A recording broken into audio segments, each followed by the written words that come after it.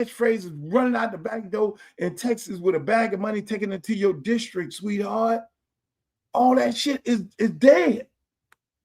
Ain't nobody trying to hear this shit. Nikki Free, this is your problem. You need to be fired. This is on you.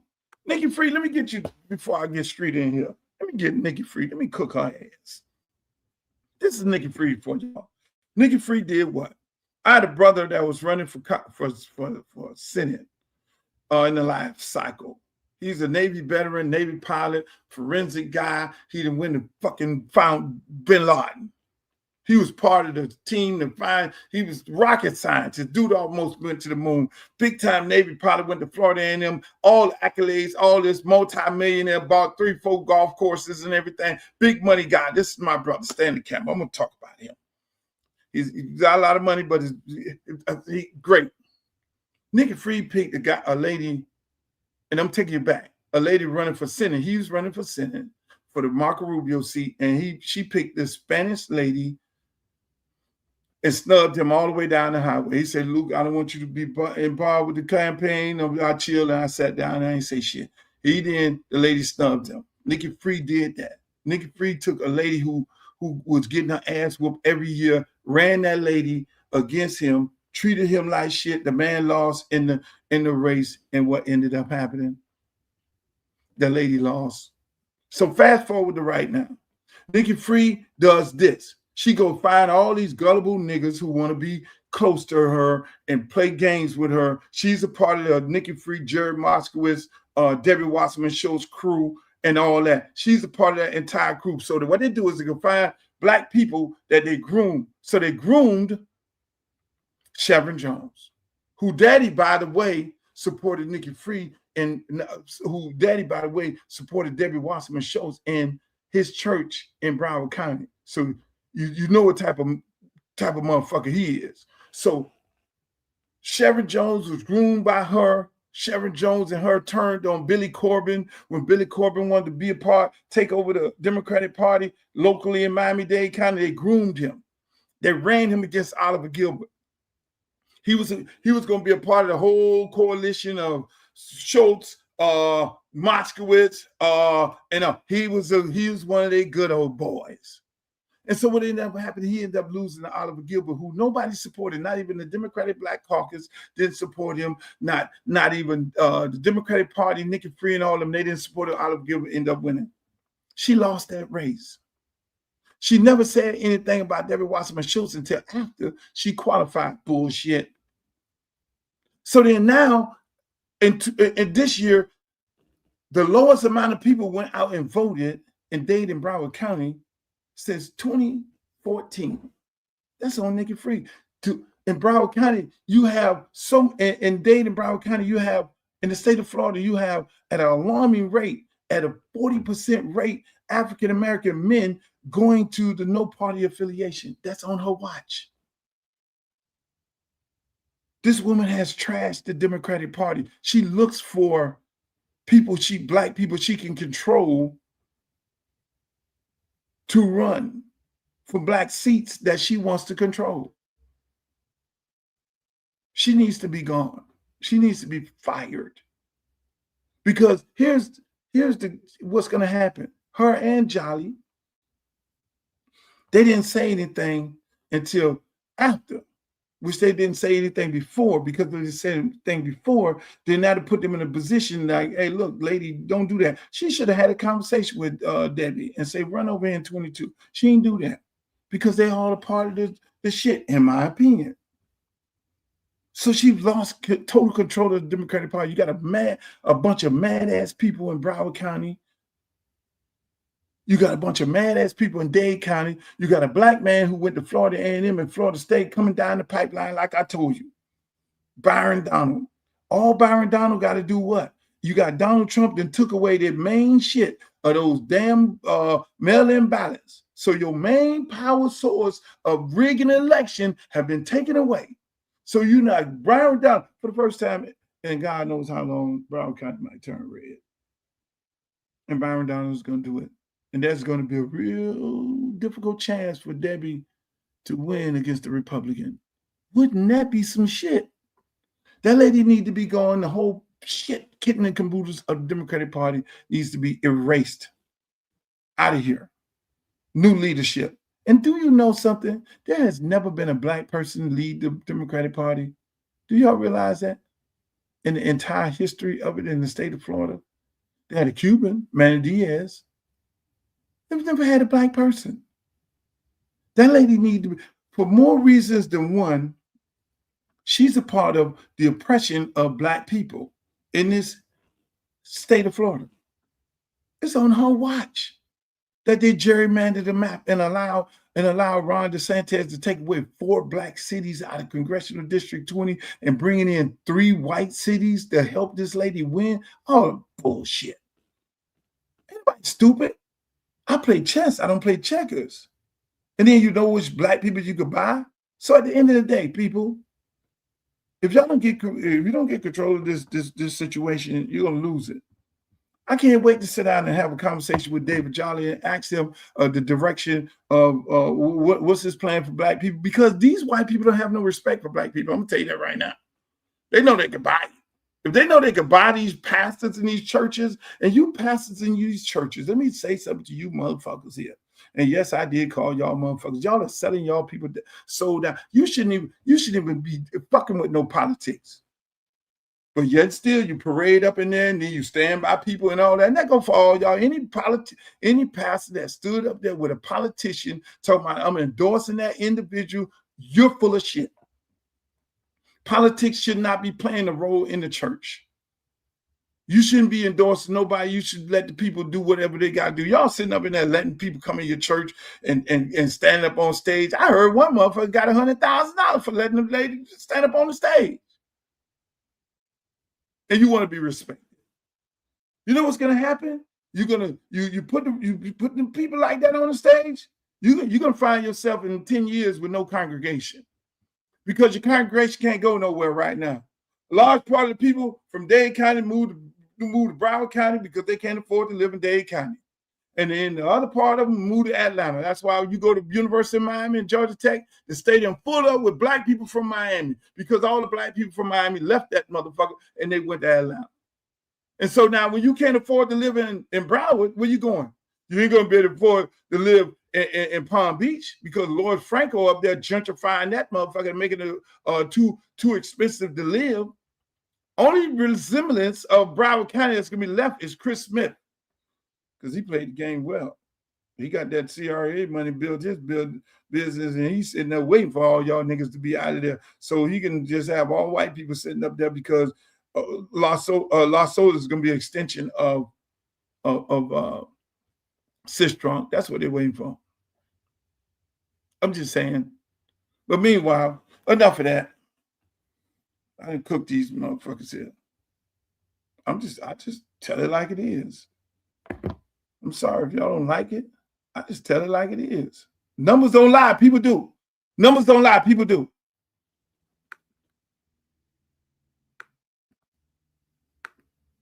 Jacksonville, Florida, at the town center. So we made reservations for 5:15 for like 8 because I have family in town and that's where they wanted to go. And they made a big deal like everyone needs to be there or you can't be seated. And we're like, 5:15, the Texas Roadhouse, like that's weird. I got there and the place is jammed packed. I mean, packed. Then we ate all the good stuff. And as we were leaving, the parking lot was so packed and the line at the Texas Roadhouse in Jacksonville, Florida. I don't eat at chains. Like, I make a big thing about local business, but everybody wanted to go there. They wanted a good steak. And my salad was really good. And my baked potato and my steak. And I'm just saying that when I see Jacksonville business chainer not thrive, love my town.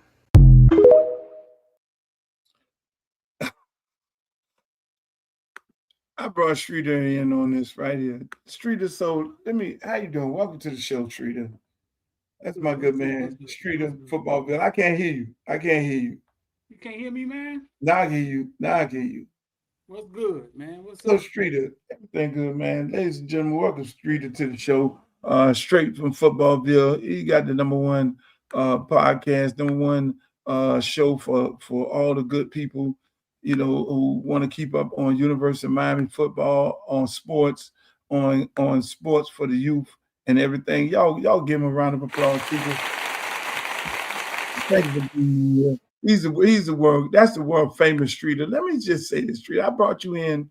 I'm glad you're here with us because we got a lot of things we want to talk to you about. Cam Vaughn and University of Miami and these players coming from the NFL. But I played that clip right there because me and you have conversations all the time about black people sticking together. Now, this I didn't set it up because I wanted to I wanted to introduce you, bring you in, but then say this.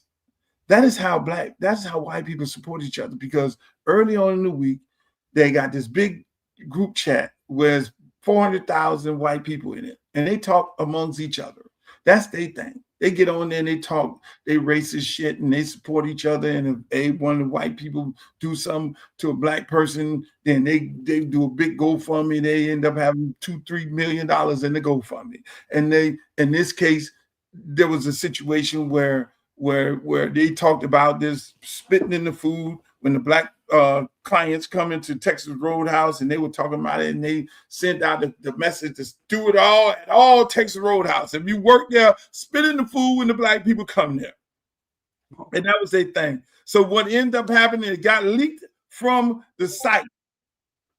It got leaked from the site. And so it went out to everybody, and then everybody, black people started saying, we're going to boycott Texas Roadhouse, other than boycotting their ass to the poll. We're going to boycott Texas Roadhouse. So what ended up happening? What? The white people heard that, and just what you just heard what that lady say, they lined up, packed out Texas Roadhouse like they never did before. Lines around the corner, Streeter. Lines around the freaking corner. Say this. So y'all getting ready to do this with Texas Roadhouse? We're going to support it more. Almost similar to when the CEO or one of the owners of Chick-fil-A said, hey, look at man, I don't believe in the gay thing and all that. I ain't with that. And then all of a sudden the LGBT community say, fuck that, we boycotting Chick-fil-A. And it was lines around the corner. White people have a tendency of supporting their shit, but black, why we don't do that, Streeter? That's the question I want to ask you. Why don't we support each other in that manner? Why does it has to be a situation where we're going to do what? We're going to do a boycott. We're going to have the pastor tell us to boycott because we will support. We've done stuff like we're not going to support no spitting in no food. That's the ass backward part. That's backward part of it right there. We're not going to support nobody spitting in no food. That's what they doing. That's the ass backwards part of it. They supporting their white colleagues. Yeah, but we're not going to support. We have morals, right? We're not going to support spitting in food. We're not going to line up, right? If you say you spitting in food to us, it's like we don't care if you black or white. That's nasty. So we ain't going to support each other by all means necessary, whether we right or wrong? No, not if your employee says spit in nobody's food. We're not like that. But think about them. Think about where are their morals? They don't care. It's white is right. If you're doing something wrong to another white person, they're not going to support that. But if you're doing something wrong to a black person, they're going to go get all the money. Look what they did with George Zimmerman. When George Zimmerman wrongfully killed Trayvon Martin from Miami Gardens, they went and did a GoFundMe page and supported him and paid for his legal defense team. They do it all the time. Why don't we do the same thing? We've gotten behind things before. When it's wrong, we would emotionally do it. Those are emotions. Like we emotionally, we would do it. Street, the only thing I don't think we do it with any. Like we don't do it with any strategic plan. That's what we don't do. Street, the only thing we got behind that we knew it was wrong. Nope. When it was another black man allegedly committed a crime, and they took that and ran with it. They said that we supported a black man committing a crime, which was OJ, who, by the way, wasn't sleeping with no black women and had no black friends. He was just as white as you could ever imagine in the world. When OJ, they felt like the black jury acquitted OJ, and that was black people standing behind a black criminal for killing a white woman. From that point on, those white people don't have no problem supporting a white person who does commit any crime toward a black person.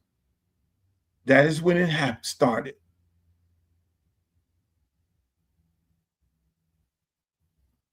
And we don't operate like that anymore.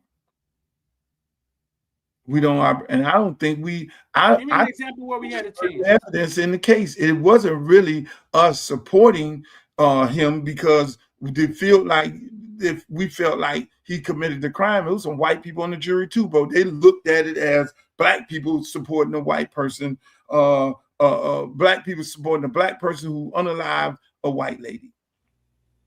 Give me an example where we had a chance. The guy who shot the police and walked past him and stared at him at the courthouse, and stared at the police at the courthouse like he didn't care. I don't know. I've seen supportive comments in comment sections, but that's going to get me in trouble. If I give you some, let me say this. There's been many chances. We are so sympathetic. We condemn a black person if he allegedly commit a crime against a white person, because we, in our brain, black is bad and white is right. That's in our brain. And so we're more apologetic and sympathetic to a white person, especially a white woman, than we are with anything. And I'm just keeping it about. Y'all can shoot the message y'all want to. I'm saying how we are as a people. So in the OJ case, they didn't say, okay, we're gonna, they saw, this is what America saw. A bunch of black people cheering in the streets. Yeah. And white America saw that. And they saw all across the world, black people were cheering, yeah. And they felt like OJ killed her. And the black people were celebrating. And from that point on, they then took a life of their own and said, look, anything that a white person do to a black person, we're going to be okay with it. And we're going to support that person. So then fast forward to the Trayvon Martin. That's why they gave all that money to the Zimmerman defense team. That's why that's why nobody has been put in jail for Nolan Wells. That's why 5, 6, 8 black people have been hung in Mississippi and ain't nobody been put in jail, because they know that it was done by a Caucasian. And they ain't going to do it because they're going to look out for each other. If it was us, we stand there. We stand there as police officers, knowing that we have the right to arrest a police officer who illegally unalive a black person. We stand there as individuals and we let it happen. The black officer, when the black officer could really lock that person up. We stand there. In my election, we stood there and allowed a white woman to come in there and take a black seat that has never been taken in 30 years. And they supported the white lady. So we do that. We don't stand with each other. We don't stand. We're jealous of each other. We don't stand with each other. Only time we come out when it's cute. Oh, we're going to boycott Target. Oh, we're going to boycott this. We've been boycotting and marching all our fucking lives. But we don't boycott and march for nothing. That's why I'm so happy. At the polls, bro. They would have came out for that. I'm so, Streeter, we don't do it. I mean, listen to this guy right here. He even got a white guy got enough. Speak to any other white males that are listening or white people that are listening in general. We're not fooling anyone, and we're not fooling ourselves. And I know, because I was raised and conditioned to see the world a particular way, I know what my ears are hearing. And you can place all the context you want around it. Someone said to me recently, Pastor, he did not say, quote, black women. You're right. He called specifically 4 black women, one of which was Michelle Obama. And these educated black women is who he was talking about. And in the context, it doesn't change. And until we can come to a place where we acknowledge that rebranded, sanitized, polite racism is still racism. And the great Franciscan priest Richard Rohr says it like this. He says, you cannot heal what you do not acknowledge. You see what I'm saying, Shrita? Everybody's identifying it. OJ set this country back further than what you thought it was. White people have been speaking out against it. Charlie Kirk, like everybody goes after us, but then we sat out there and we cheered that OJ got off. The white people got mad, and they have been supporting each other for committing crimes against African Americans for God knows how long. Look, remember the young football player, and you a football guru. You remember the young football player who went out with the little white girl, and they put him under the jail. They gave him damn near life in prison because the little girl said they had sex for her to come back and say, it was. Look at the kid. Look at the kid right now. Look at the young man who's at the track meeting, went up under the tent, and they put him in jail. And they not Nolan Wells, but the other young man who got this big time legal team, and they're trying to undo that. They're going to support each other against us, especially when a crime, especially when a crime is happening. And we don't get that. We don't get that. It's us against the world. We don't get that. It's us against them. So we constantly bring them into our houses. Now, I'm not saying all white people are bad, but that's a goddamn show a whole lot of them that are. We send our kids out on the boat with them and thinking it's all cool and shit. And what ends up happening? Our kids go out on the boat and don't come back. They don't come home. And nobody goes to jail. But we know damn well if the roles was reversed and if the roles was reversed, all the black kids would be in jail right now. Everybody in jail. Everybody guilty to proven innocent. Everybody. So again, but we don't realize that. Why we don't realize we have to protect our own by all means necessary, because they're protecting their own by all means necessary. So when they get on a group chat of 400,000 people, and they go in there talking all their racist shit toward black people, and the FBI don't pierce their corporate veil. The FBI don't go up in that group like they should be kicked out in that group to see the hate shit going on, but then they'll go into the Black Panther group. Oh, Lord. Now I'm cooking with grease. They'll go into any black organized group to then say, y'all can't organize. We're going to tear this shit down from within, because we're going to go get the leaders of this group, and anybody that can then replace the leaders of this group, we're going to put all y'all ass in jail, or we're going to unalive you. But they don't do that to them groups, because it's all about what? White power. That's where we at. And we ain't getting the message. So that's why it irks the fuck out of me when they allow themselves to come. When we always welcome, we are welcoming people. We're welcoming the enemy. Come on in, Gladys. Come on in, Miss such and such, Miss Ann, Miss Daisy, and all that. Culture, our media, we just let them come on in, do what they want to do. Come on in, do us how you want to do it. What you want to do? Flip us over and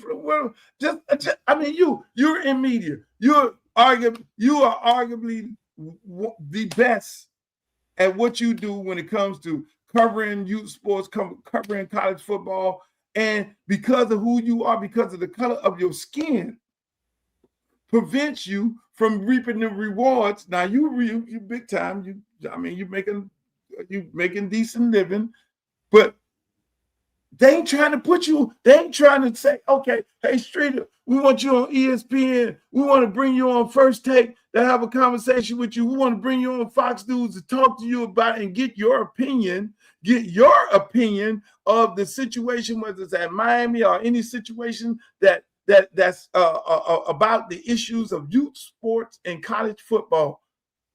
But if you were of different color, with the platform that you have and the cachet that you have, they'll be calling you. They'll be calling you. And a lot of times it's a black producer going to look for somebody white that look like you, but not necessarily looking for a person like you. And see, that's what I'm saying. That's where we at. That's where we at in this country, Streeter. So when I look at this right here, and I had to look this up right here. This African-American woman. And now, mind you, today is the 26th of August at 9:18 p.m.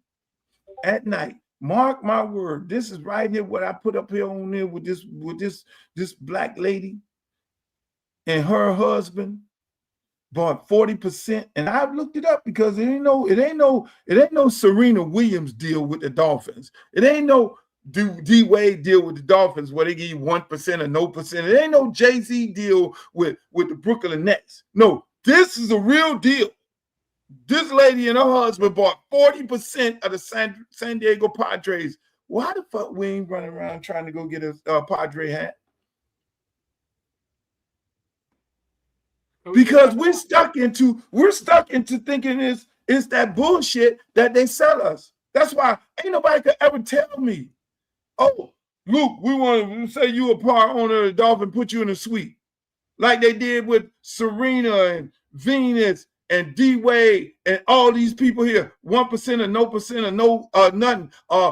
Jay-Z is the part owner of the Brooklyn Nets. Come on, man, this is real.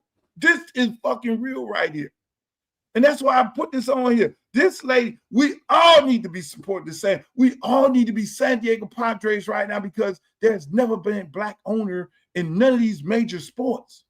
Football, basketball, baseball. We need to be celebrating this fucking lady and her husband. You see that shit on there? 45%, $3.9 billion. They bought in, Streeter. I see. And if I said it, we don't believe it. So I have to always go to Google and put the Google or ChatGPT up here so people can actually see it. Let that soak in for you right now. I'm going to find me a San Diego Padre hat tomorrow. As soon as I can get to the goddamn to Dick's Sporting Goods, I'm going to give me a San Diego Padre hat. And I'm going to put that on because to me, that's historic. That's major. That's big.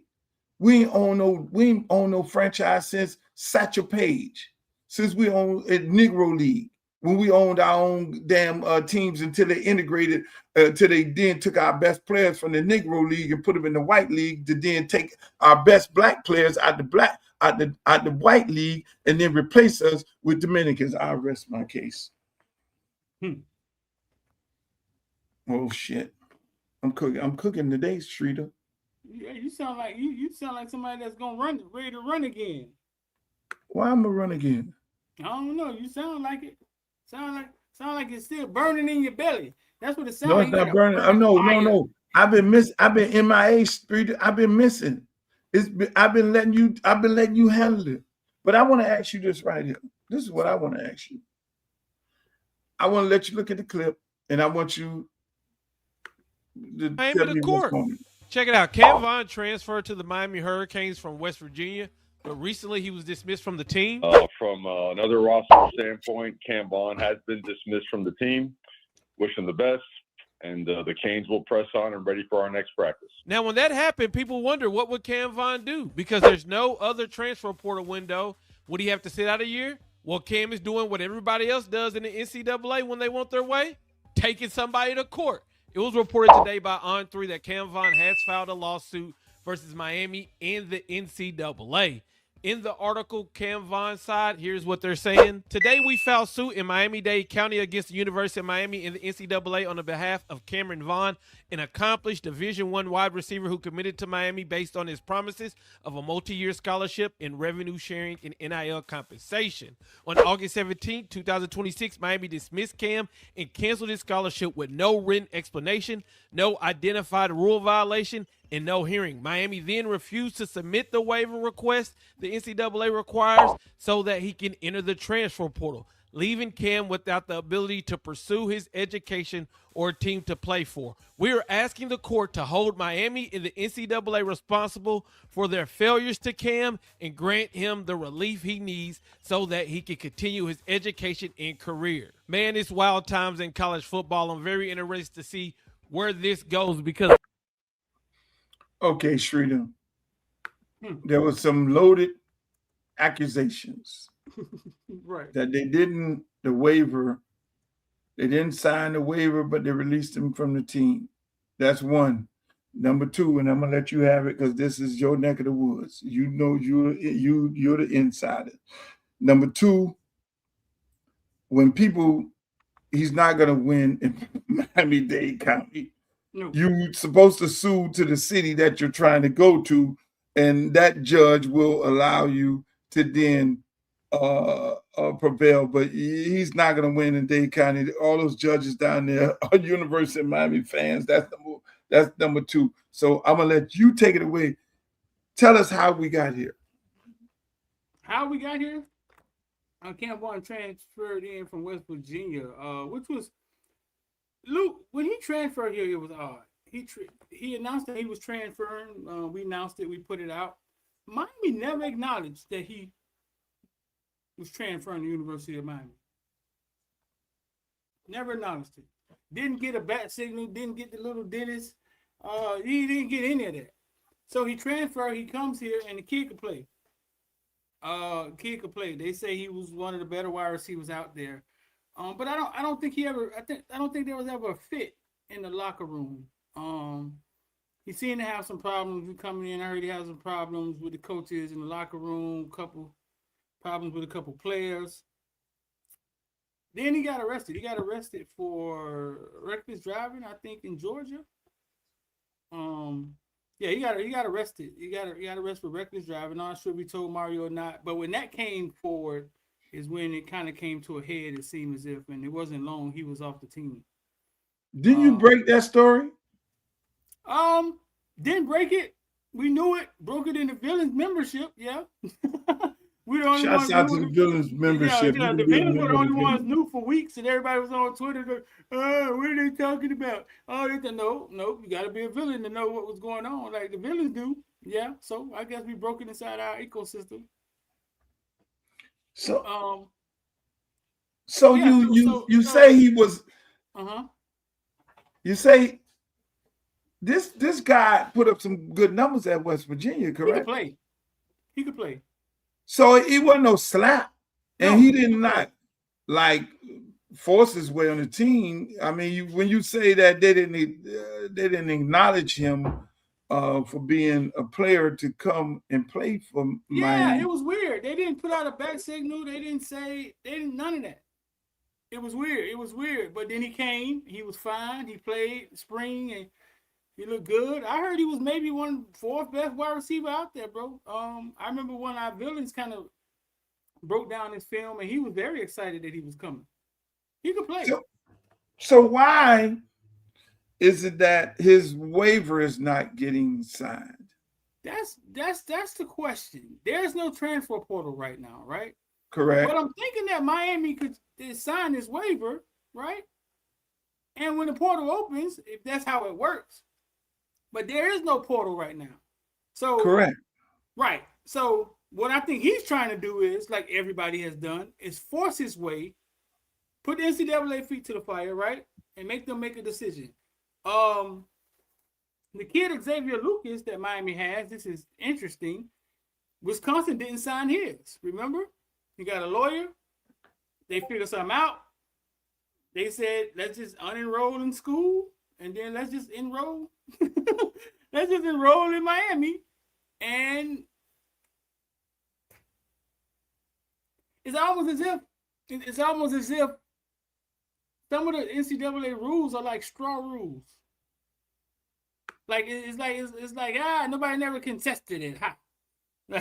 And then somebody contested and it's like that was an electric fence, but it wasn't on. Like he just walked through the fence. That's what it sounded like to me.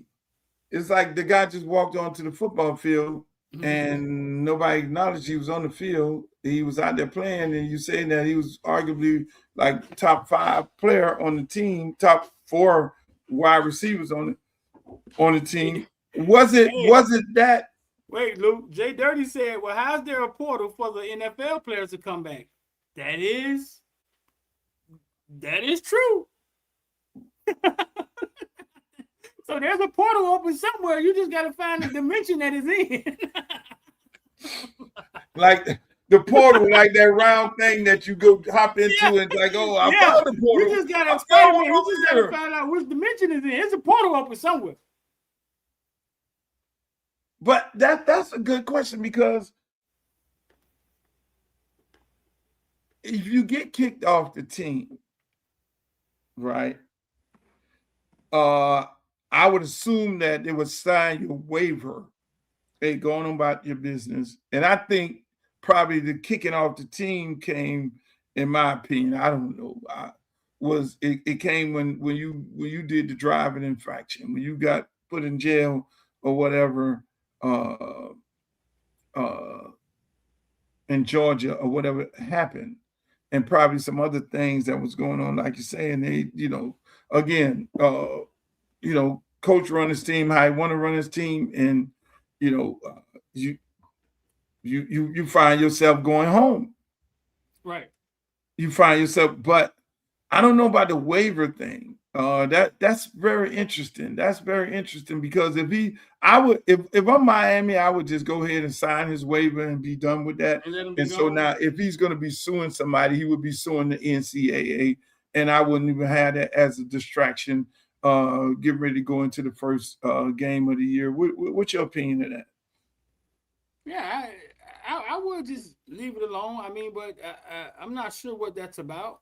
There is no portal, allegedly, for players that was on the team. But why wouldn't they just sign it? Now they got this bad press out 7 days before, 8 days, 9 days before a game. And I know Mario don't like stuff like that. Mario rigid, like he don't. Yeah, because I mean we've had enough of off the field things happen in the last month, and I guess that happened. Cam Vaughn probably. I mean, hey, look, we had another wide receiver here. We ain't calling no names, and he ended up got caught speeding, and he was allowed back on the team. He ain't no longer with the team, but because his eligibility ran out. But at the end of the day, there have been some cases where we've had players that had traffic tickets and things like that, and they were allowed back on the team. You do some punishment, and that's normally that happens. But at the same time, I say this: that I want to ask you this, Streeter. If you can get, and I was going to go into this portal thing with the NFL. If you can go into the portal in the NFL, why can't you get on a new team now if he got kicked off? Because the judge literally said, when they rose that, the judge literally said a specific year, a specific player is allowed. Because of the 5th year rule. So that judge granted a specific year of eligibility to players who came out in a certain year. Luke, it's like a la carte, Luke. Like they just doing. you go to a judge and it's like almost like you don't never know what you're gonna get. Life is about the chocolate, but you gotta try. The NCAA getting tagged. They getting their behind whooped in the ring. If this was like Martin episode where he had all the lumps on their head, like they getting whooped up in the ring, Lou. Right. But my thing, let me say this. The large part of the NCAA getting beat, they're getting beat in other people's arena, right? And I say this to say this, like Trinidad, they filed suit in Mississippi, and they got a Mississippi judge to say he can play. It's like in this case, this young man is filing suit here in Miami. He's not going to get a Miami judge to rule against the University of Miami. That is not going to happen. Wherever he was going, if he had a team in Biloxi, Mississippi that wanted him, he would have gotten a judge in Biloxi, Mississippi to rule for him against Miami. Right. You follow what I'm saying? He's not. Ain't no judge for the allow him to prevail here in Miami. All those cases that happen against the NCAA, they happen on the turf of those schools and those individuals. You see what I'm saying? Somewhere else, right? Yeah. Yeah, it happened. It happened in the place where they wanted to get. Right. And so Buddy then filed a suit in the wrong place. you what judge? Maybe you want to go there by you. I don't know. Yeah, what judge in Miami-Dade County is going to rule against Mario Cristobal in the University of Miami? Listen, if this is on Vegas, boy, I'll be taking whatever odds it is to be like he's going to get a rule against him. So now let me ask you a question. Miami Heat gets Klay Thompson.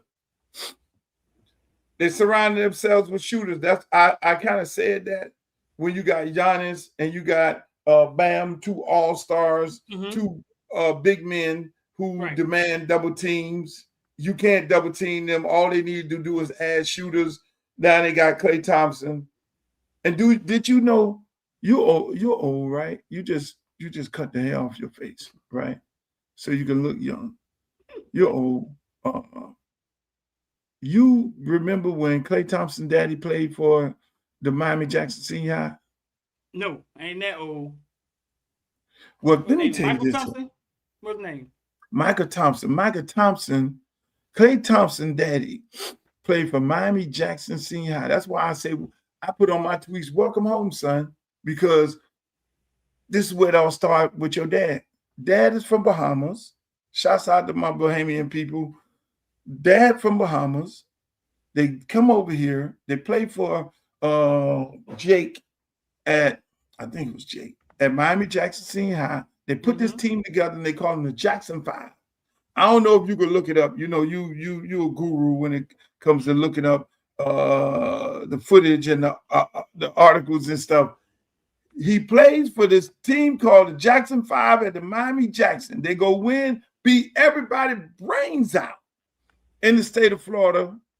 Obviously, you know how they do up north Florida. When they get mad, when they have a team that dominant, they go to investigating, and then they eventually investigated them, and I think they took their state championship away from them after the fact. But his dad actually played. So I'm thinking, if I'm going somewhere, if I'm Klay Thompson, I'm in Miami, I'm embracing Miami Jackson Senior High. Would you think that's what he would do? I'm embracing my Bahamian family members, and I'm so close to the Bahamas and all the Bahamians coming over looking at Klay Thompson. It's like a homecoming for him. Would you think that? You think he know the story? I don't know, because he didn't say it in the press conference, and none of them numbnuts in there, none of them numbnut reporters even mentioned it to him, because that's why I get upset with y'all people who be at these press conferences like you. Y'all go to the press conference and y'all asking all these questions, these exotic questions, but you don't ask questions that people don't know, that people need to be educated on. No, why is that? You got to do a job, man. People got to go write a story, man. But they could have said the best story in the world right now is your dad, Klay. welcome home. And then Clay said, huh? Yeah, welcome home because your dad played here. Do you know the story of your dad and how great your dad was with that Jackson 5 team, arguably the best team to ever play basketball in the state of Florida? And then Clay, like, did your dad tell you the story? And then he like, yeah, man, I know my dad would hoop, and I know my dad played at this high school here in Miami. Are you going to go visit the high school at some point? That's a big story. And your relationship with the Bahamas. I'm looking at, you know what I'm saying? It's a big story. And this owner owns a Carnival cruise ship where he does so much Carnival cruise business with the Bahamas. That's a big story. That's big. Yeah, but they gotta know. You know, some young kids, they gotta know. So I They guess have to it's know the only story first. Some of them reporters are young, man. I guess it's only being revealed right here. That's why we here.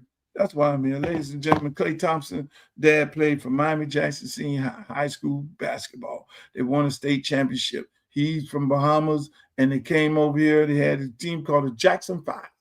In the heydays of Jackson 5 beat everybody brains out. And I'm happy that Klay Thompson is back here doing the same thing. Oh, you got something? There it is. That's it? The Jackson 4. Where Michael Thompson at? He on there. Oh, you don't even know where he at? That's right. You too young. I think that's him right there. That's him right there in the front, right? Look, that's him right there in the front. Yellow dude. Number 30. No, he number 34, actually. Right there. Another light-skinned dude right there. 34. That's him there? Mm-hmm. Where's Jake at? Jake Caldwell, the coach. Jake Caldwell. Michael Thompson, 34. Cecil Rose, 32. Cecil Rose was a bad dude. Cecil Rose was a bad dude. Lockhart, 21. Do man, you? Jokers don't look like they in no high school, man. Them jokers old. Hey, let me tell you this, Streeter. I remember going. They were real rock stars. I remember going to the game. I was a kid then. You go to the game, man, you would have to stand out in the lines around the corner to see these people play. The gym full up. They used to call it the White House. They call it the White House. I'm trying to tell you, this man need to know the history of his old man and him playing there. Where man, hold on, man. Where's Glover the Lover? Glover got to know the story. Where's Glover? Let me see if I can find Glover. Glover the Lover. Glover was I think Glover might have played with them. Glover played ball. Glover the basketball coach? Yeah. Let me see. I ain't never did this where I had the show going on and I'm calling somebody. Let me call Glover. Because Glover is a historian when it comes to basketball. That man, Glover the Lover, how you doing? I got you on my podcast right now. You're live. I got a question for you. You remember when Michael Thompson played for the Jackson 5? Yeah. Did you play against him, or was you on that team? Or what's your? No, I used to play Jackson. I rep games when he played on the Seawolves. So you remember that when they used to call the gym the White House? White House. Yeah. So what that team? So when you see, my question to you, when you see Klay Thompson coming back here, and I was wondering why no reporter asked him about this partially being a homecoming for him. Do you look at this as a homecoming for his dad to come full circle, to come back to a town where he played high school ball? Well, it looks that way, but I don't think they didn't even. I asked that same question. Why they never brought up he's coming back? He's coming here where his daddy played at, and she said like, but I guess because he didn't play, his father played. They probably didn't make a big issue of that, I guess. So how many years did the dad play for Jackson? It was just 1 year, or how many years did he play? I want to say no more than 2. It might have been that one, but I know, but they know that this one. That year they call him the Jackson 5. Right. That team, Was that team one of the best or the best high school basketball teams ever assembled in the state of Florida? I mean, you're a historian. You know this better than anybody. They were the best five. It was a total team, but they didn't have 5 players. So overall, remember they went 33-0. Right. With 5 people. Anybody ever did that? I think somebody had, but I can't remember who it was. So when you ref that game, you looked at them and you knew they were different, huh? Oh yeah, the whole concept and the speed of the game, everything was totally different. They were the best team during that time at that time to play during that year. Like I said, it was truly 33-0. They were just that good. They had the total package, the height, the speed, the shooters. They had everything you want on a basketball team. So was it hype around that team, like standing room only? You couldn't get in the gym? Always. The White House was always packed. Always. So ask them, when did Ray Shipman and Rui Glass come to Jackson? When did Ray Shipman and Rui Glass come to Jackson? Oh man, I'm bad with time. I'm bad with that. But is that the Ray Shipman who played for you at Pace, Daddy? His son. Ray Shipman played at Pace. That was the dad. That was the son. That was the son. Yeah, that's Ray Shipman. That was the dad over there, but it was Ray Shipman, the son played at Pace. Oh man, yeah, that's something else. But yeah, man, I wanted to ask you. I'm gonna call you when I get off the show. Thank you, I appreciate it. Did Rui play on that team with the Jackson 5? That's my best friend's brother. That's what I'm trying to find out. It was close because my best friend was the mascot. Go back to the original picture. Is he on there? You just called out the names of the people. No, Rui Glass. Let me see if I can call Frog. Rui, I coach Rui, one of Rui's sons at Northwestern. I know, Cambrell, right? Cambrell, yeah. Cambrell Marshall. Man, listen, man. You see that glow? That was one of the officials who officiated. Glover, yeah. And he coached. The man, there we go. His games, the dad games. I'm looking at it as a homecoming. Like, hey man, if this were your daddy played basketball. I got my friend Frog right here. Hold on. Let me ask Frog. Hold on. Frog. Hey, we live on the Luke show. I got a question for you. The Jackson 5, Michael Thompson and all of them, how close were they to Rui Glass? Okay, right. I'm looking at this now, 1975, Luke. Yeah, they way over than Rui. Rui was like the 80s, huh? Rui graduated in 87. Right. I just realized this was 1975. Yeah, Luke. I didn't even pay attention to that. Yeah, Luke. Rui Glass and Shipman was like the 80s. Oh, okay. But that was a dynasty, man. That Jake was a beast.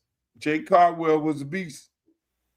Ask him where that team, in his opinion, that Klay Thompson daddy played on, Michael Thompson, where that team stands. We going now. Oh, okay.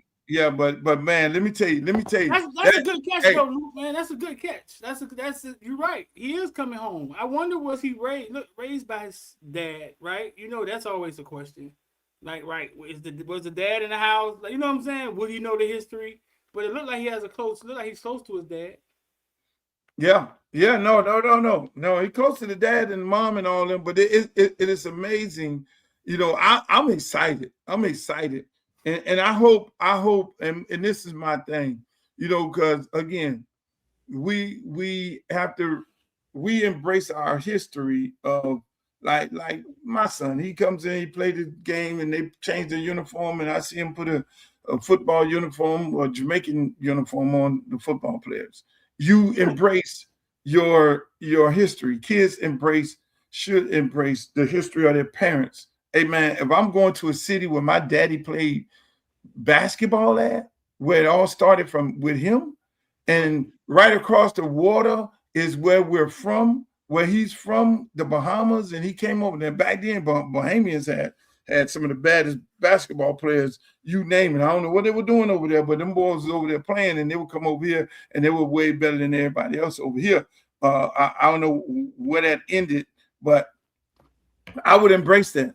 That's him. That's the connection that he has. And one thing about the Miami, they'll exploit that. They'll exploit that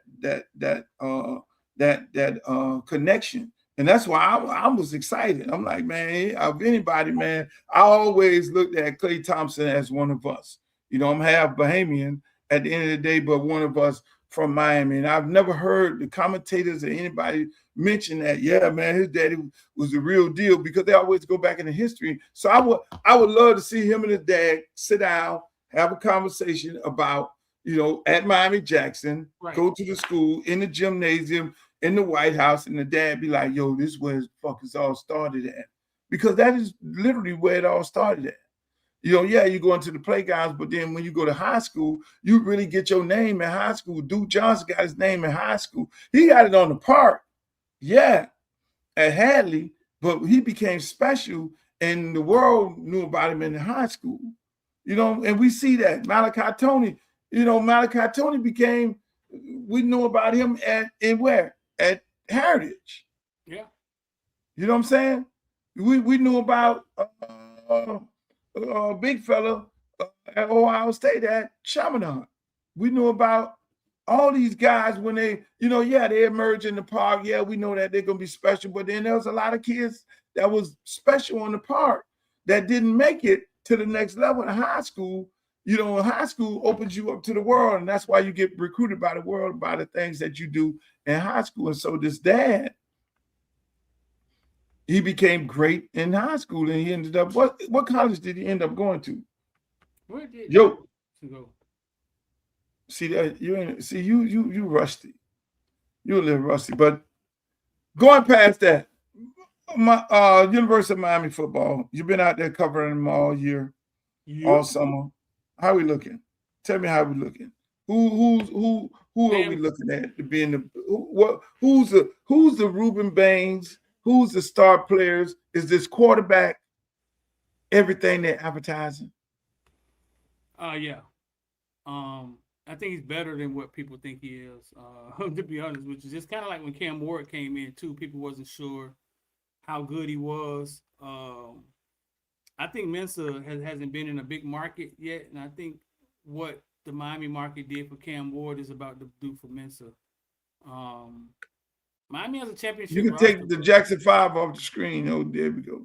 Miami has a championship roster. I mean, there's no way around it. They lost 2 first-rounders in Bain and Mesidor, but the guys sitting behind them, I mean, aren't slouches. I mean, Lightfoot, Blunt.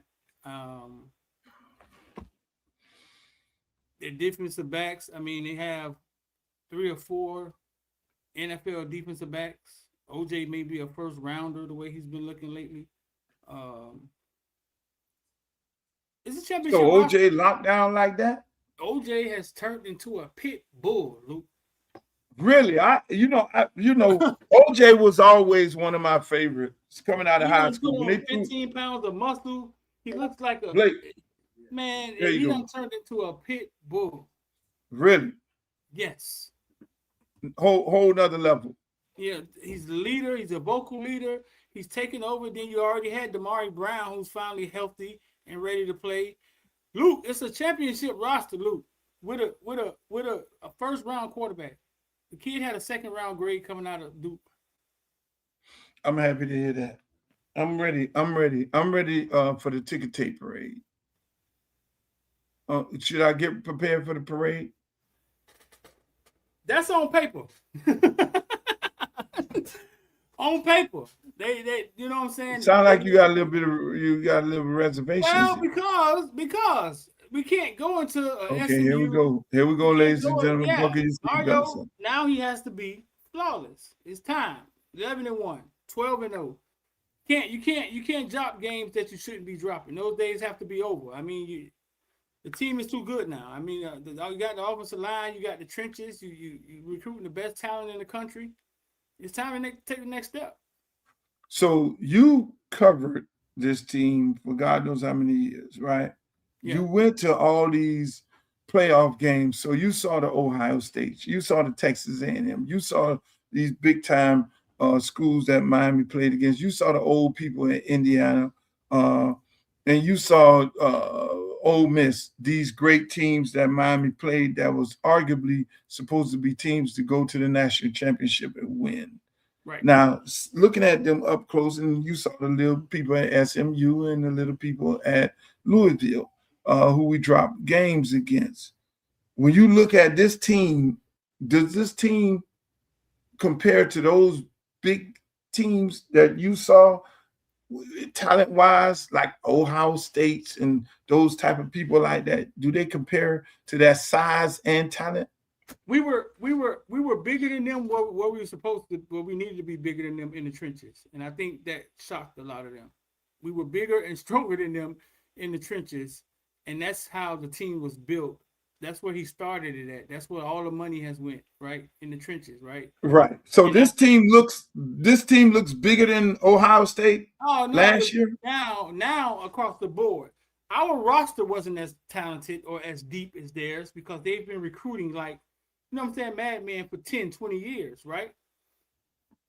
In the trenches, where we needed to be, we surprisingly surprised them. It was bigger and stronger than them, and I don't think they expected it. Bain and Mexico was better than their offensive line, and our offensive line was bigger than theirs because of the last 4 or 5 years, Mario Cristobal has recruited more blue chip offensive linemen than any team in the country. So now, the roster is filling out now. They had better rosters than us, right? From beginning to end because they've been good for a while. But we were stronger than them, Luke. We were bigger than them and faster. They seemed to be a step. Ohio State seemed to be a step slower than us. Right, and that's expected because you have these teams in that particular conference that conference is a little slower. It's always been slower. The Big Ten has always been slower. And I remember when Michigan came down here to play, I think it was West Virginia and Gino the Bambino, and West Virginia was faster than them, you know. So that's kind of expected. That's kind of expected in a large part of it. But each game was a different tale, Luke. Texas A&M, my villains, we got in the lab, and by the time it was time to play Texas A&M, we didn't think Texas A&M was better than Miami on paper. It was all smoke and mirrors. Like, we could see it, right? Ohio State, I think they sat back and watched us run all over Texas A&M and was laughing like, they're not going to do that to us. They didn't think it was real. I don't think they thought it was real. And I knew that Mark Fletcher the light had turned on. He looked like Mark Fletcher at Plantation. And when I interviewed him the other day, Luke, he said the same exact thing. He said, "You've been following me forever, man." He said, "It felt like I was back at Plantation again." And I had done told the villains the same exact thing, the same exact words. And I think Ohio State was sitting there saying, they ain't finna run on us like that. And it caught him off guard. That Fletcher is a grown man. Yeah. Mm-hmm. So if that team shows up, Luke, if the way they were playing in the playoffs shows up, the ACC's in trouble, Luke. First ACC championship, they go undefeated in the ACC. Nobody's beating them playing at that level. Do you think Miami win a national championship? Yeah, they can. Can they go undefeated? Yeah. I think they'll be number one in the nation at some point in this year. Really? Yeah. So why do they rank them so low? Because 20 years of being mediocre, Luke, you got these blue blood schools. Listen, look, everybody look at me. Preseason rankings are dead. These kids are running around, they scrambling, they playing musical chairs. Nobody knows what anybody teams look like. So they just go with the teams that they. Bro, listen, Georgia got their face bashed in the playoffs, bro. or they got their face bashed in the playoffs. And they still just throw them right back up there. Yeah, it's amazing when you look at it to see how they rank these teams and they put these teams back in these rankings. And like you say, I mean, every year they rank Alabama high and Alabama get taken down in the first week by teams that ain't on their level. And then they find themselves in a bad predicament. But so it's been widely said that there's no team in the NCAA that's going to go undefeated. You think Miami go undefeated? Miami can go undefeated in the regular season. Yeah, then they just have to run the playoffs. Yes, now being in the ACC looks different when you're kicking people behind like you should be, right? Now being in the ACC is kind of like, hey, we just got to win the ACC. And you know what I'm saying? It looks different when you're Clemson whooping everybody behind in the ACC. So you're saying this team with this quarterback and how stacked it is, the loss of Messidor, loss of Malgore, the loss of Baines, the loss of all the people that they lost to the draft, is better than that team, stacked up better than that team is going to run the table? They had 2 first rounders on that team, 3 first rounders. I can't say that they're. I can't say that they're think better. It's 4. Carson Beck look like a damn first rounder right now too. Shit. I can't say that, right? I can't say that they don't have. I'm not gonna say they don't have 3 first rounders. I can't. I'm not gonna say that. So I can't say that though. We asked the same question in the membership the other night. So I can't completely say that, but we have a quarterback that has had a better year than Carson Beck ever had. We have they have some guys that we have a 2 D linemen that are projected first round, second round, maybe 3. So the strengths are at different places. The cornerbacks, like I said, we have 3 to 4 NFL cornerbacks. Who can compete against Miami in the ACC? In college football? Oh, people can compete. They're still in no. the way. What team? What team? If you had to pick, let's do the ACC first. If you had to pick a team in the ACC, who's the dangerous team in the ACC? Is it Clemson going to Death Valley? No, it would be Louisville, NC State, or SMU. I don't know NC State. Yeah, I think NC State's finna shock some people. SMU, yeah, they don't. But do they play those people? No, they play Clemson. They don't play NC State. They don't play SMU. So you don't look at North Carolina being a threat? No, that was one of the worst teams in college football last year. Okay. You don't see these Friday night games as being trap games? Those games are questionable. Going to Stanford, playing a late game at Stanford. The 3 teams that played at 6 p.m. in the West Coast from the ACC, 0-3 versus the spread. Oh. And I think 1-3. Yeah, I think 1-2. Boston College was a favorite, went over there and lost. Miami was a 10-point favorite, almost lost to Cal. Florida State was a 17-point favorite over Stanford, went over there, lost the game, and lost their quarterback in the same game. Damn. So those late games over there have been a problem. I just think Miami's at the point where they're getting to that point where they're going to start smacking people in the mouth in the ACC, like Clemson was doing a few years ago. Finally, Luke, finally, we got there. Finally, I think we got there. And you're not worried about the Clemson game? Miami hasn't won in Clemson since Tyrone Moss was the running back, right? Fine, I get it. I want everybody who worried about the Clemson game, go turn on Duke versus Clemson at Clemson last year. You're not worried about Notre Dame game? Notre Dame game, it will be tough. Even though I don't think Notre Dame, I think we're a bad matchup for Notre Dame, Luke, but that'll be tough beating them. We haven't beat them there since 1980. But you just said they were going to run the table. I said it'll be tough. I ain't saying they're going to lose. I said it'll be tough. You're not worried about Manny Diaz and Duke? We're a bad matchup for Notre Dame, Luke. You're not worried about Manny Diaz and Duke? They're going to be pissed off we took the quarterback. And that offense they got is wide open, Luke. That offense they got is wide open. I just think Mario has put the talent on a different level, and they don't have the Jimmys and Joes. Luke, OJ Frederick is a pit bull. I knew he was going to be a first rounder. Oh man, he's locking people up, choking people out in practice. Let me tell you, the other guy, my other guy, I hope he's going to be playing the safety from Columbus.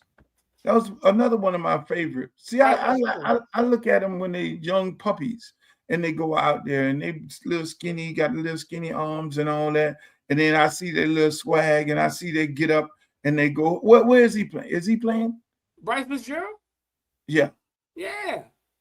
That's my guy. I like them. Yeah, he's starting now. He's starting? Yeah, he's starting now. Oh, that's my guy. That guy, any ball in the air, he's a ball hawk. Any ball that goes in the air. Nickel. Right. So explain this to me, Luke. You're a defensive guru. He may be starting in the nickel. We all know he's a ball hawk. He had 5 interceptions as a freshman, right? Why would he be in the nickel? Is it just a fit for the team? They brought over Omar Thornton, who's a physical safety from Boston. Will kill you.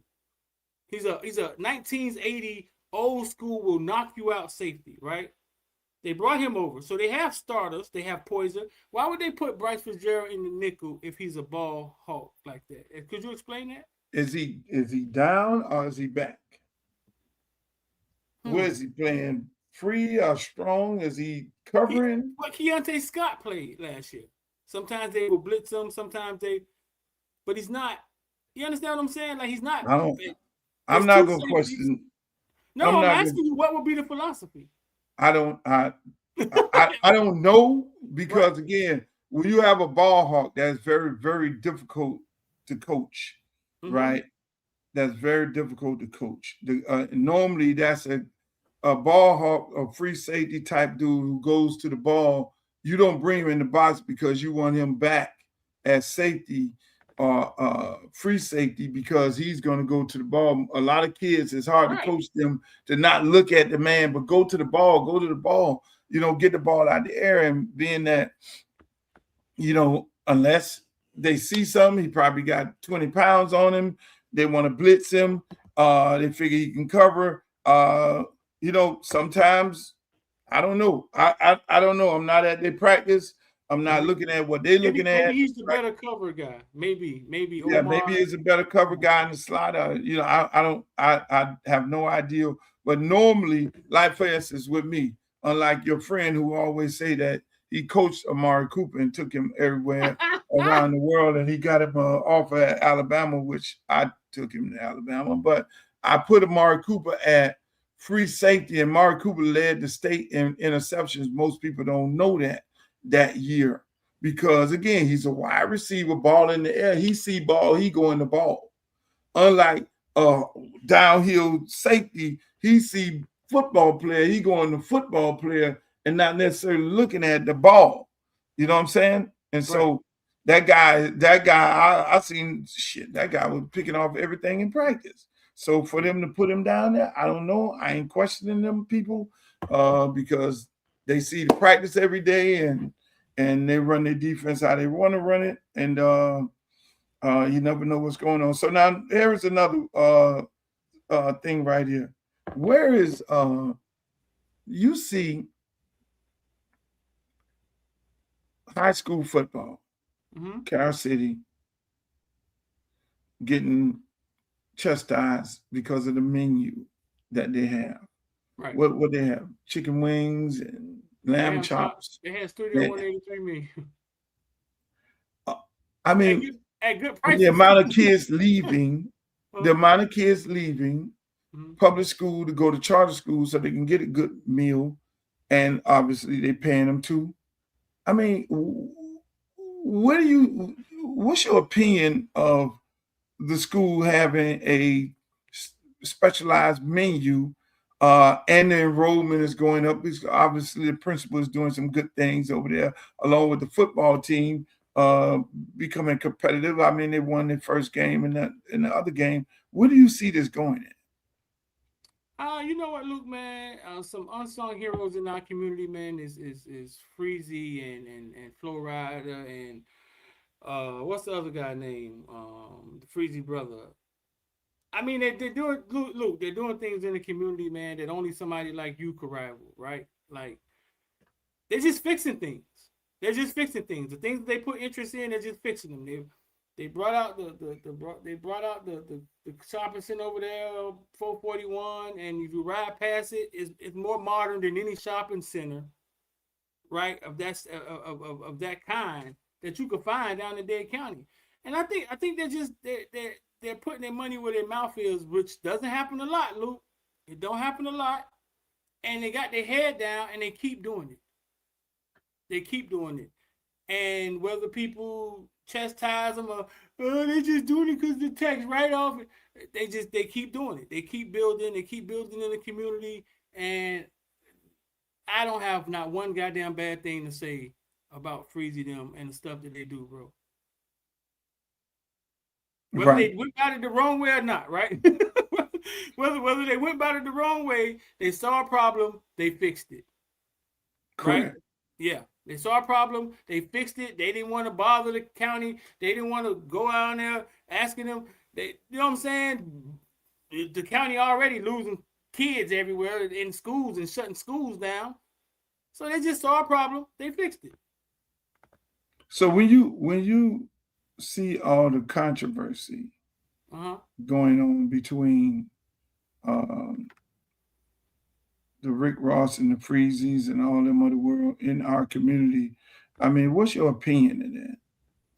I think sometimes things when I hear things when I hear it become so low when you're talking about wives and stuff like that.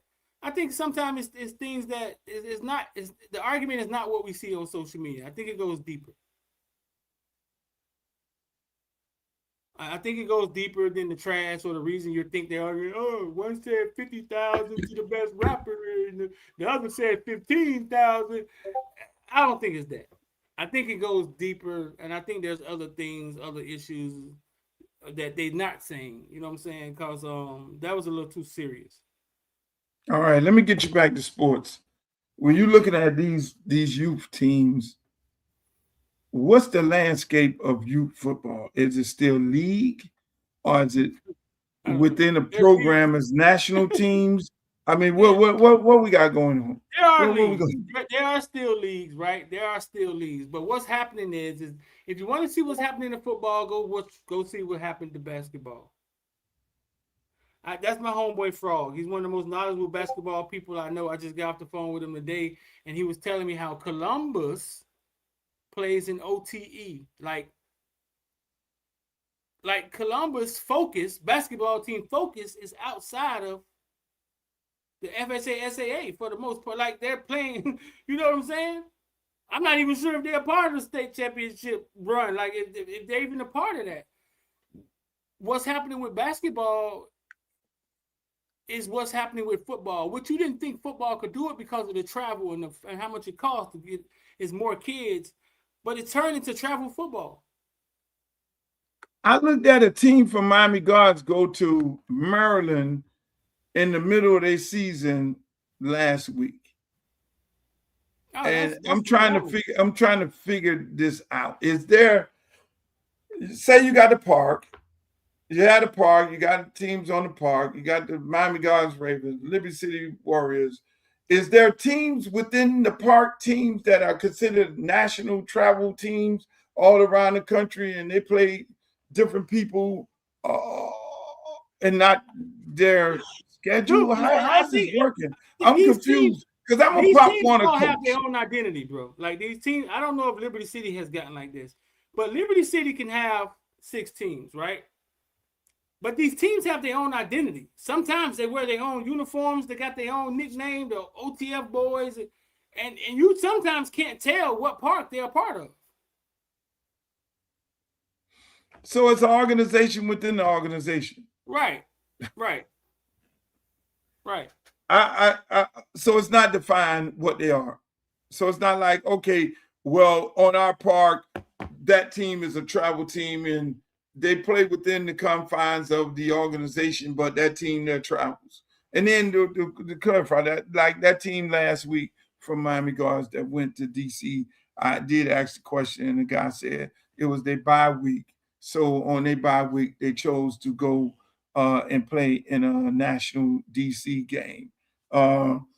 Man, I mean, this is going a whole nother level. When you, I mean, you sit there, you know, some of these players are getting offered on the park, right? Oh yeah, of course. Mm-hmm. But yeah, a lot of eighth graders. Any of them getting NIL right now? I haven't seen one on that level yet, to where it's like, dang, he brought his mama a car. I ain't seen that yet. You know what I'm saying? But I think it's trickling down. All right, let me ask you another question. I'm staying here with sports. Miami Dolphins, how did they end up? I saw Omar Kelly in the parking lot at Trader Joe's. Omar Kelly would be going to Trader Joe's. I should have just brought him on here, but you being the guru that you are, knowing all sports, how you look at the Dolphins? What's going to happen? Because I'm still a little taken back by the mere fact that Tom Garfinkel is not over there anymore. Because when you look at what Tom Garfinkel did and brought to the Miami Dolphins, I mean, he made them more than just a football team and more than just a stadium. I mean, this man brought tennis there. This man brought what is it, Indy car. It was Indy or NASCAR. Which one is NASCAR's in Homestead? He brought Formula One. I mean, the highest of the highest. He Jazz in the Gardens. All these different things. This man made that stadium an international destination. He brought soccer, world soccer there. You know, he did so many things outside of just football for that organization, and to let a guy go like that. How does Ross let a guy like him go before we even get to the football part of it? How does Stephen Ross let a guy like him go, and how do we replace him? I think sometimes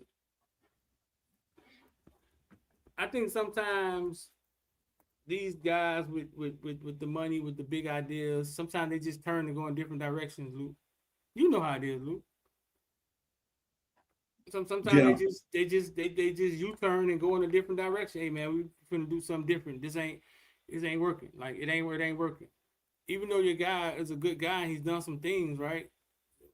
But I mean, this dude, this dude has done something that I don't think has ever been done. I mean, you got stadiums around the country. Yeah.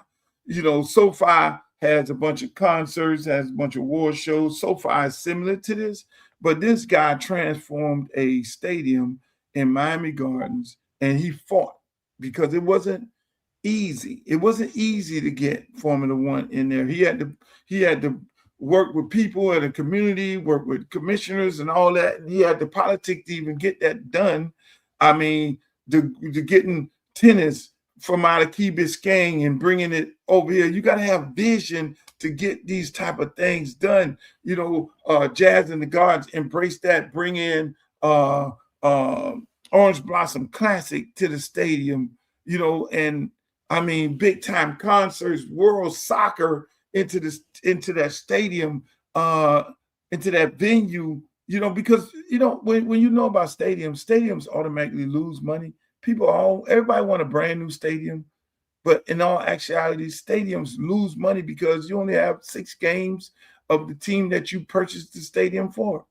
6 freaking games, and the damn thing sits there empty for the rest of the year, and nobody is in there. But this dude made that an international destination for sports and bringing in economic money here for South Florida. So, I mean, You got world tennis in there. All these different things that this man brought in here. I'm just mind baffled that the Dolphins could let a guy like him go. You know, You mind baffled? yeah. Listen, Luke. Sometimes you gotta sell the farm and just reboot, right? You ask me how's it gonna go for the Dolphins? I wouldn't see the Dolphins play this weekend, Luke.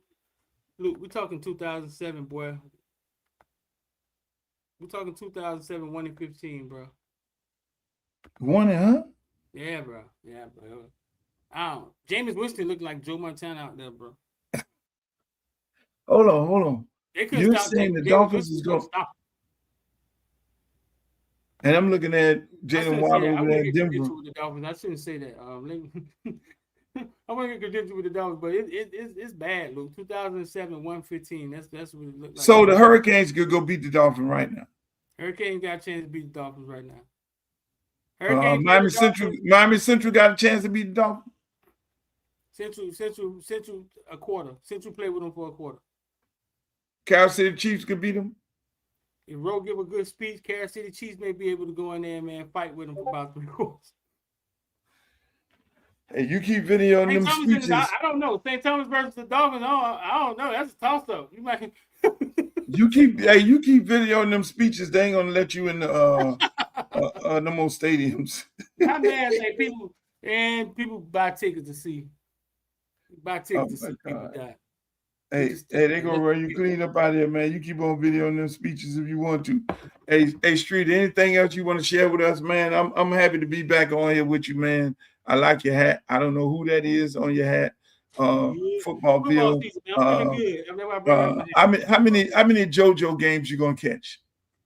They play Saturday, bro. Jose. That's what we call him in the Discord. Jose. We can't say his name in the Discord till he go for 150 yards. Okay, so who they play Saturday? Virginia. They actually, I don't know if it's an ACC game or not, but they play Virginia. Football started up, ladies and gentlemen. We got football. Now, my last question to you. Shedeur Sanders, do you think they're screwing him over? And what is your opinion of what the hell they trying to do in Cleveland? I think Deshaun Watson is the one that they paid. You know how this works, Luke. They paid Deshaun Watson. Luke, guess who else they paid? Which y'all are not thinking about. Dylan Gabriel. Those are the 2 coaches that they paid. I mean, those are the 2 quarterbacks that they paid. Shedeur Sanders is the tax write-off. He was the one that was supposed to fail. So you know how it worked. But the money, you know what I'm saying? You know how it worked, Luke. They pay the kid. They pay the one they invested in. So Shedeur Sanders is fighting against that. I don't think Deshaun Watson to me acts like he want to give it to Shedeur Sanders. Like he's talking crazy in the media. He being truthful and honest in the media. But Dylan Gabriel is the one that they needed to do something, and he laying down. Because he got what, 3rd round, 4th round money, right? Yeah, 3rd round money. So Luke, you tell me what are they doing? I mean, hey, I had to ask you, the expert. Let me just say this. In my opinion, is this right? Yes, it's the money. I mean, in the NFL, because of collective bargaining and everybody just bust the money down, they just go in the back room. Everybody cut the deal. Everybody makes the same amount of money. You know, it's 32 owners, and 32 owners are cutting the money up in 32 different ways. They look at Shedeur Sanders as a big money maker for the league and himself by his jersey sales, which I thought was brilliant. The fact that he changed the number so he could then make up whatever money that he's not making because of his draft status and them snubbing him. Right? Deshaun Watson is on the schedule. I think this is what I think. Monken is going at it almost similar to what they're doing in Las Vegas with Mendoza, you know, in starting Kirk Cousins now, let Mendoza learn up under him, watch the game from the sideline in a real organization, and eventually turn the keys over to Shador. Now, that's the logical world that everybody else lives in, but then there's Cleveland, and Cleveland do things different. Cleveland is different. They don't do things in the logical way. So the way I'm looking at it is just like you say. The bottom line, they paid Deshaun Watson all this money. They're going to throw him out there. Hopefully, Deshaun Watson prevail and do good for them. The question that they're going to be living with is the fact that Shador Sanders will now, because when you get drafted that low, you only get a 3 or 4 year contract. He will be going into the second year of a 3 or 4 year contract, I think. And now he'll be able to be, you normally re-up a guy when he got 1 year left, or you franchise him. I don't know how you franchise a guy that you don't start. You know what I'm saying? So Shador can really chill and make his money off his jerseys because he has the number one. He makes the most money of anybody in the league when it comes to endorsement money and jersey sales. So he makes up the difference in that department. He could just sit there and chill for another year and then become a free agent and be gone. So he ain't got no worries. To be honest with you, the ball is really in his court. I think Cleveland and everybody else, the Dolphins and all the rest of them, and the Jets, and a whole bunch of teams are sitting there waiting for Arch Manning and this young fellow at Miami. You know what I'm saying? So you got a real good body of quarterbacks coming out of college football this year that can come in right now and play for these teams right now. And so they're playing Russian roulette with the Shador situation. Shador's getting his experience. He'll be far ahead of these guys coming out of college, coming in from into the league. And we know how these quarterbacks come in. Everybody don't do good. Everybody look good coming out of college, but then they come into this game here and some of them fold the tent. So at the end of the day, I see 2 years from now Shador gone. Everybody want him gone right now. I don't see him being there. I don't see Dion re-upping him. I see at the end of the day, when this shit is all over, Cleveland will either have, which Arch Manning is not going to send his son. Arch is not coming in. The Manning family ain't going to Cleveland. They did that shit when they try to get Peyton and all of them. They're the only family that could do what Dion tried to do. And they'll still get drafted in the first round. Archie is not sending his son to no Cleveland. Ain't nobody going to Cleveland. Cleveland's going to end up with Dylan Gabriel, just like you say, in 2 years. Prime going to take his son up out of that hot mess over there, and they're going to continue being Cleveland. They're going to be going to a brand new stadium and be in Cleveland, and they ain't never going to do nothing with that organization as long as they got Haslam as the owner. That's where I see that shit at. Damn. And I hope Mario Cristobal don't do no crazy shit like after they tank with Monken and they do Mario Cristobal the same way they did our other coach Bush Davis and talk him into going over there that shit show. Remember when Bush Davis left the University of Miami and left another dynasty team with a bunch of first round picks to go to Cleveland? Screwed his entire career. He almost came back, but he got caught on sanctions at North Carolina. But he went to Cleveland and left a team that he could have ran the table with again. Can you believe that? Didn't we win a national championship that year when he left? Yeah. I think the people wanted him fired years before that. Then the team became good. And I think maybe he everybody goes to die in Cleveland. Live and die in Cleveland. That's exactly It's what he the did. place to be. Live and die in Cleveland. And my good friend Larry Williams, that's his team. I forgot to ask him about it. That's your good friend. Hey, ladies and gentlemen, that's my show. I want to thank you, Streeter, for coming on, man. You got to come on more often, Streeter, because you get missing. You know, you be out there doing these press conferences, big time press conferences with Shannon Dawson and Mario Cristobal and all of them, and we can't find you. But at the end of the day, you're doing an excellent job out there on the trail, man. I'm gonna send a message to Mario and Dennis Smith to tell them to treat you better. I need you on the airplane. I'm not gonna stop until they put you on the plane with the rest of the people. Matter of fact, I'm gonna send them a message to say, put Streeter on the plane. Oh, you like my hat? You like my hat? It's a cock. What it is? A cop. Oh man, program taking a turn for the worse. I'm just saying, man. No, it's not thinking. Hey, look, thank you guys. Thank you, Streeter, for coming on, man. I appreciate you. I'll call you when we get off Footballville. The best place to be. Make sure y'all go follow Streeter on YouTube, Footballville. Follow him on Instagram. Follow him on Facebook. Follow him on X and all that. Footballville is the place to be. That's where they have the great information.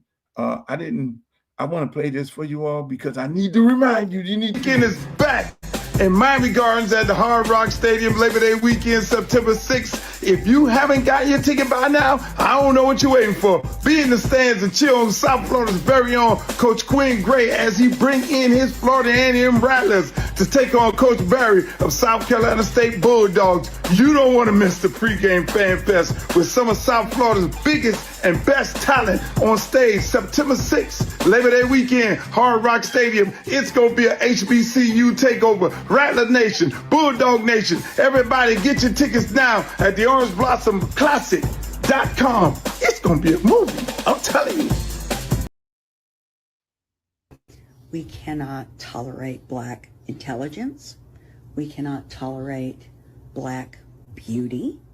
We cannot tolerate Black confidence. We cannot tolerate Black camaraderie. We cannot tolerate anything that frees a Black person.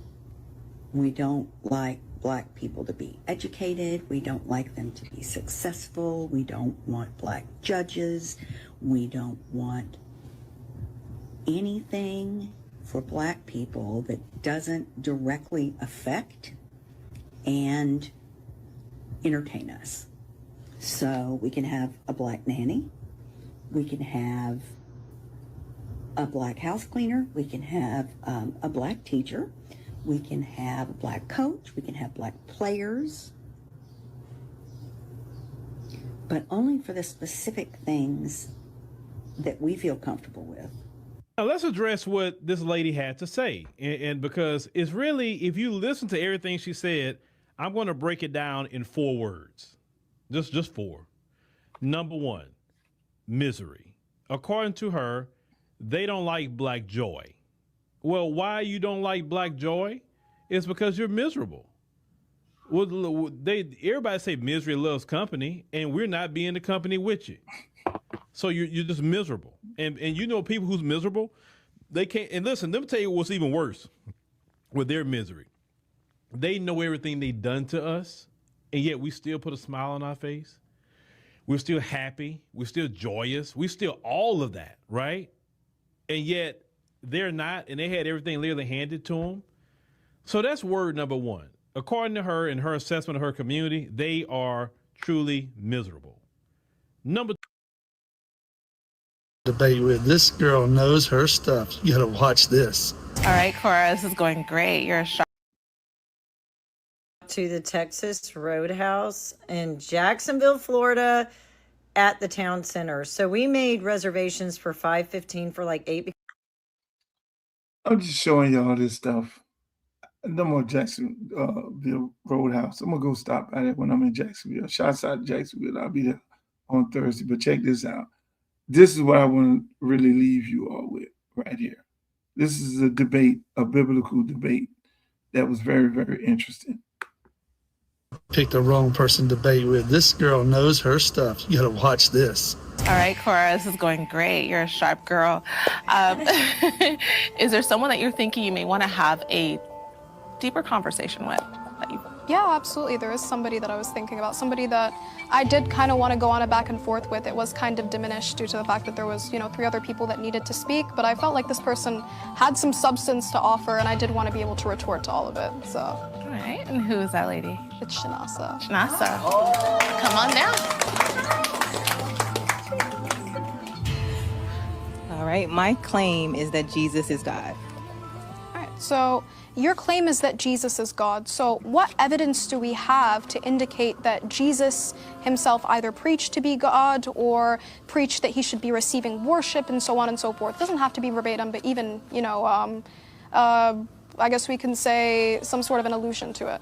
Right. So first I want to start by going back to the Torah because there was a verse that was misquoted in one of the previous prompts. It's one of my favorite verses. This verse is one of the clearest verse or passages that demonstrate the triune nature of God, which then would point to Jesus being amongst that triune nature. And it was Isaiah, you said 56, and I think Chantel said 53, but it's Isaiah 48 verses 12 through 16. That passage you said was Isaiah, but it's actually a person that identifies himself as such. Verse 12 starts off by saying, I am he, I am the first, I am also the last. It says, I have laid the foundations of the earth with my hand, and I have stretched the heavens with my right hand. Notice this person doesn't even need 2 hands to lay the foundation of the earth. He says, from the beginning, I was there. And now the Lord God and his Spirit have sent me. That's Isaiah 48 verses 12 through 16, where the speaker identifies himself as the first and the last. He gives you his spiritual resume, how he created the heavens and the earth with 1 hand each. And then he goes on to say, the Lord God, wait, I thought this was the Lord God. I thought the first and last would be the Lord God. And now his Spirit, which the Christian would say is the Holy Spirit, has sent me. And that's one of my favorite verses because I think it's one of the clearest passages that demonstrate the triune nature of God. I wanted to end the show with that, which I thought was a very interesting debate. Ladies and gentlemen, have a blessed rest of the week. Until the next time, may the good news be yours. Peace. I love you all. Adios, amigo. Make the booty go, make the booty go, make the booty go, make the booty go, make the booty go, make the booty go, pop, pop, make the booty go, pop, pop. I need some bad girls.